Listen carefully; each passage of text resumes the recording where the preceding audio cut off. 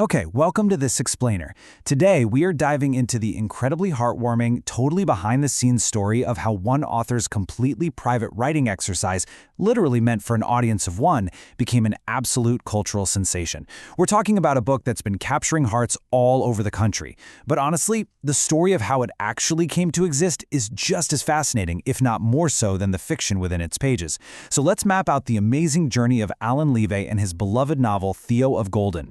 Now, really quick, before we really get into the weeds here, I do need to remind you that if you want to experience this magic for yourself, the full audiobook for Theo of Golden is available right now. Just click the link in the description. You're definitely going to want to check that out as we break down this story. So, what happens when a book meant to be hidden in a drawer becomes a sensation?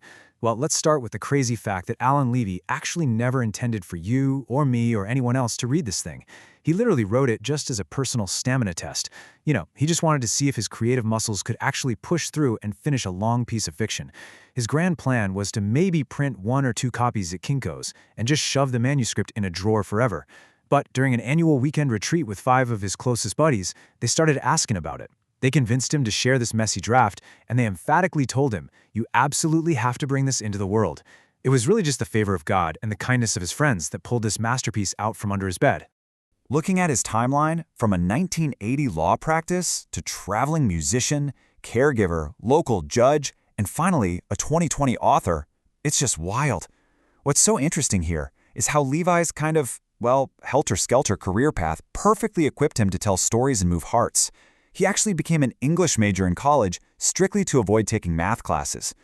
Then he went into law, which, if you think about it, is really just the art of using words to tell stories to a jury. He traveled to Scotland, came back, and spent almost 2 decades as a traveling musician doing the exact same thing, just through song.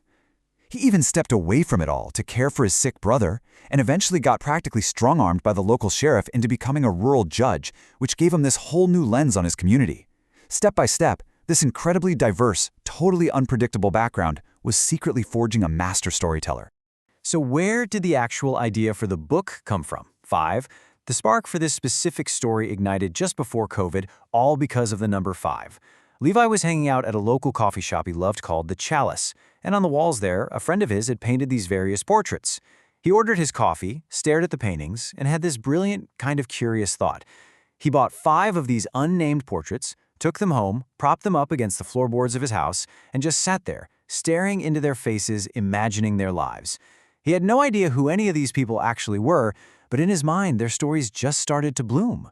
From those 5 portraits, we get characters like Ellen, a homeless woman on a white bicycle, Minette, a character with her grandmother's eyes, and a bunch of unnamed others who became the unlikely friends of an old, wealthy recluse.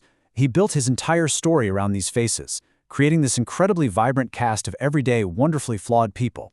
Ellen, for instance, became one of his absolute favorite characters to write. These folks were developed specifically to surround his main character Theo, who is this mysterious, wildly wealthy 86-year-old recluse who suddenly relocates to their small town.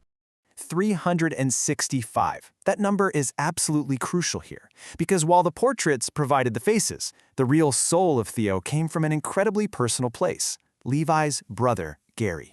Back in 2011, Gary, who was Levi's best friend and neighbor, was diagnosed with glioblastoma.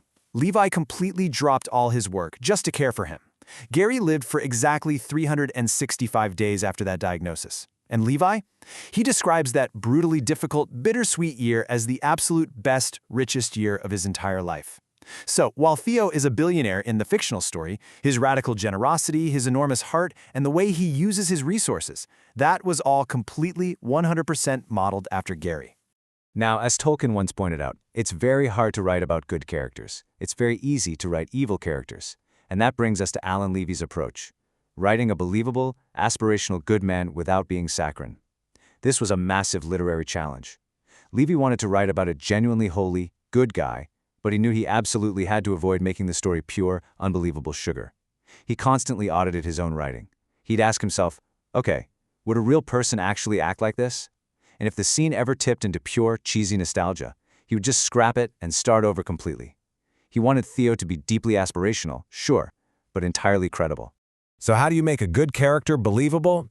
You put them in the real world. We're talking a young boy accidentally shot with a golf ball, a little girl killed by a drunk driver, a crippled child, a Vietnam veteran tortured by memories.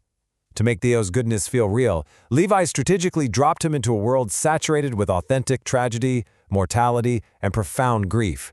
Honestly, when people call this just a sweet story, Levi challenges them to actually count the heartbreaking moments in the book. He plays Theo right smack in the middle of all this pain, essentially proving that light shines the absolute brightest in the messy, actual dark. It's not some fairy tale, it's our world. And this beautifully ties into a quote from Francis Schaeffer about the non-compassionate use of our accumulated wealth. This brilliantly illustrates the core theme of the entire book. While Theo is a fictional character, the lesson he represents is extremely practical. Levi was deeply moved by this quote from Schaeffer, who warned against hoarding what we've been given. This idea struck Levi to his core, and it drove him to shape Theo into a man who possessed immense wealth in many different forms, but who actively, passionately fought to put it to compassionate use, totally behind the scenes. So, what is your accumulated wealth? Is it time, talent, treasure, education, hospitality? Through this explainer, Levi is basically asking us to look at Theo's radical generosity and then take a hard look in the mirror. What are we doing with our own accumulated wealth? And here's the thing, wealth isn't just the literal money sitting in your checking account. Your wealth is your time. It's your unique talents. It's your education, or even just your ability to invite a neighbor over for coffee. Are we hoarding these gifts, or are we actively, intentionally putting them to compassionate use in our own communities? Which leads us to a really profound question. How do we grow old well and break the tape at the finish line? This whole idea of legacy is something Levi thinks about all the time. See, for 25 years, he's met up every Thursday morning on his porch with a group of 30 to 40 men. As they've all aged together, the one question that keeps coming up is, how do we grow old well? They don't just want to sort of stumble and shuffle over the finish line of life, they want to run through it and break the tape. Meeting with these guys helped Levi realize that Theo isn't just a character. He serves as both an argument and a real-world model for how to finish your life strong, generously, and beautifully. And we see this philosophy making a real-world impact through the amazing story of Carol Conway and the Theo Fest. Carol was a retired English teacher from Chicago who spent 35 years teaching in some really distressed areas. After she retired, she kept going. She started a Zoom class called Books We Should Have Read in High School. But tragically, Carol got a terminal diagnosis from her doctor. She was told she only had 3 to 6 months to live. Faced with that devastating news, Carol made a choice. She chose Theo of Golden as the very last book she would ever teach to her Zoom class. Levi actually found out, called her up, and they became really fast friends. Then, one Friday, Carol called him just beaming, proud to announce they were hosting a Theo Fest. 60. That's the number of Sisters of Charity nuns who attended this incredible online event, entirely dedicated to celebrating the profound, everyday kindness found in Levi's book. Carol just radiated this goodness right up until she passed away in July of 2025 in hospice care. Levi even got to join her class for one final, deeply moving Zoom call. Lord, this is a present that I made for you. It's stories exactly like Carol's that reveal what actually motivated Allen Levi to do this. He has been super clear that he is not trying to just sell books. When he hired a team to help him publish the story, he literally told them, look, there are 0 financial metrics to hit here. His only metric of success was entirely personal and spiritual.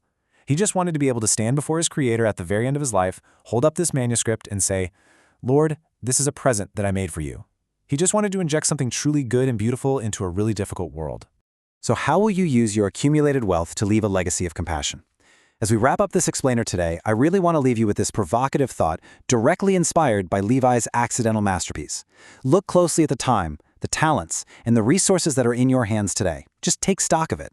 And ask yourself, right now, how are you going to spend that accumulated wealth to bring out the better angels of our nature? How are you going to make sure that you don't just shuffle over the finish line, but actually break the tape? If you want to discover how Theo lived out these answers, and if you want to experience this beautiful, heartwarming story for yourself, please don't forget that the full audiobook is available right now to the link in the description. Go click it, have a listen, and let it inspire your very own legacy. Thank you guys so much for joining me today on this explainer.